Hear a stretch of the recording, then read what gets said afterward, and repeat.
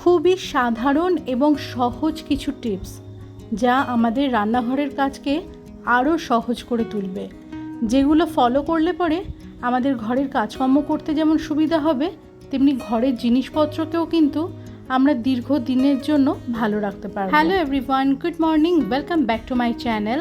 আশা করি তোমরা সবাই খুব ভালো আছো, আমিও ভালো আছি। আমার এই নতুন ব্লগে তোমাদের সকলকে স্বাগত জানাই।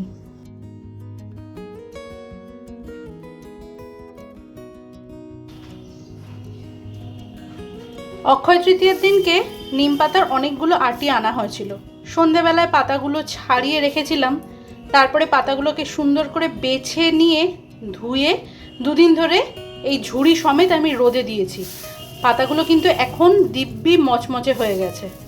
এবারে এটাকে একটা শুকনো কড়াইতে ভালো করে গরম করে নেব।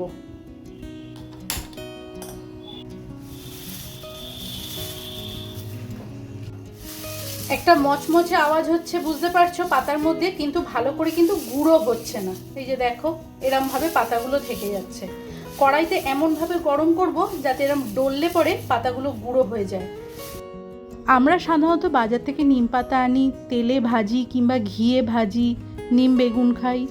তো তাতে কি হয়, তেল বা ঘি এইটা কিন্তু একটু বেশি পরিমাণে খাওয়া হয়ে যায়।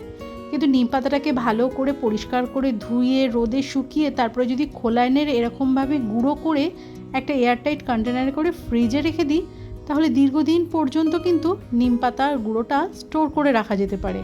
শুধুমাত্র সামান্য তেল দিয়ে একটু বেগুনটা ভেজে নিলাম আর এই নিম পাতার গুঁড়ো 1 চামচ মিশিয়ে দিলাম।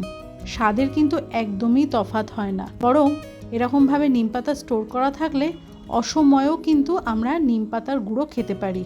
সাধারণত আর কিছুদিন পর থেকেই নিম পাতা যে এখন যেটা কচি পাওয়া যাচ্ছে সেটা কিন্তু পরে পাওয়া যাবে না। এরকমভাবে বানিয়ে রাখলে পরে এই নিম পাতা কিন্তু বেশ কিছুদিন ধরে আমাদের চলে যাবে।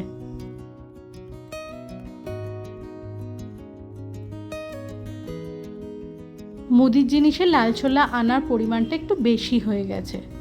তো এটাকে যদি আমি কন্টেনারে ভরে রেখে দিই, কয়েকদিন পরেই কিন্তু এই ছোলার মধ্যে পিঁপড়ে ধরে যাবে, না হলে পোকা লেগে ছোলাগুলো নষ্ট হয়ে যাবে।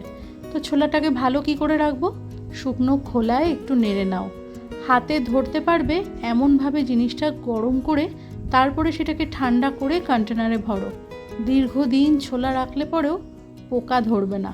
কম করে এরকমভাবে ছোলা এনে 6 মাস পর্যন্ত কিন্তু তোমরা গরম করে তারপরে ঠান্ডা করে নিয়ে কৌটো ভরে রেখে দিতে পারো, কিচ্ছু হবে না। শুধুমাত্র লাল ছোলা না, কাবলি ছোলাকেও এরকমভাবে গরম করে দীর্ঘ 6 মাসের জন্য তোমরা কিন্তু স্টোর করে রাখতে পারো। না পোকা ধরবে, না ছোলাগুলো খারাপ হবে। তবে খেয়াল রাখতে হবে ছোলাগুলো কিন্তু রুম টেম্পারেচারে আসার পরে তবেই কন্টেনার ভরতে হবে।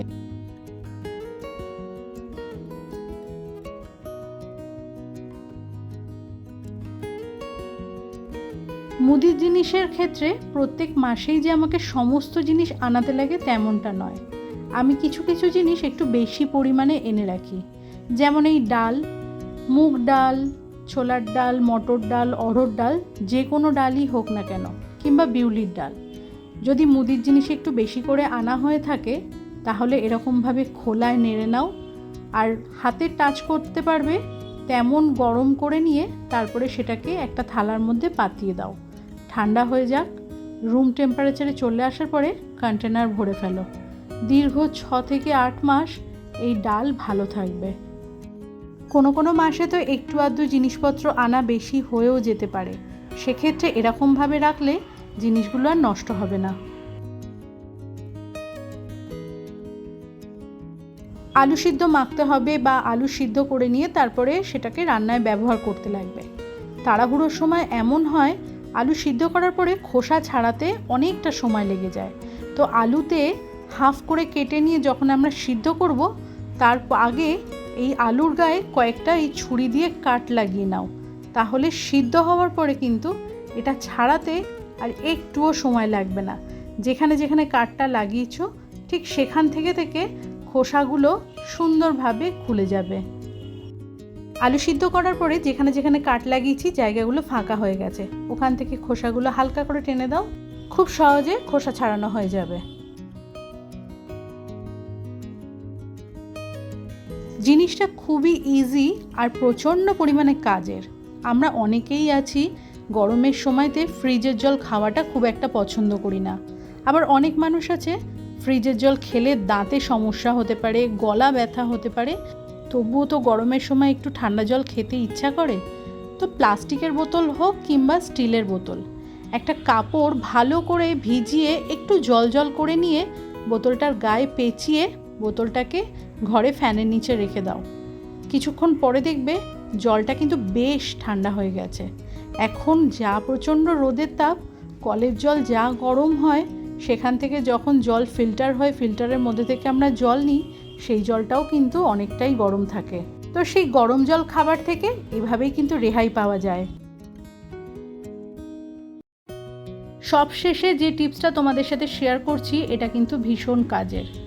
খাবার দাবার ফ্রিজে তো নানা রকমের রাখা হয়, তো মাঝে মধ্যে কিন্তু ঢাকনাটা একটু আলগা হয়ে যায়, বা কয়েকদিন হলো ফ্রিজ পরিষ্কার করা হচ্ছে না, আজ করব কাল করব করে সময় হচ্ছে না, ফ্রিজের মধ্যে প্রচণ্ড একটা গন্ধ হয়েছে। একটা এরকম খোলা মুখের বাটিতে করে নিয়ে 2-4 চামচ বেকিং সোডা নিয়ে ফ্রিজে রেখে দাও, নিমেষেই গন্ধ চলে যাবে। আজকের ভিডিওটা এইটুকুনি রইল। তোমরা ভালো থেকো, সুস্থ থেকো, দেখা হচ্ছে নেক্সট ব্লগে। ততক্ষণের জন্য টাটা।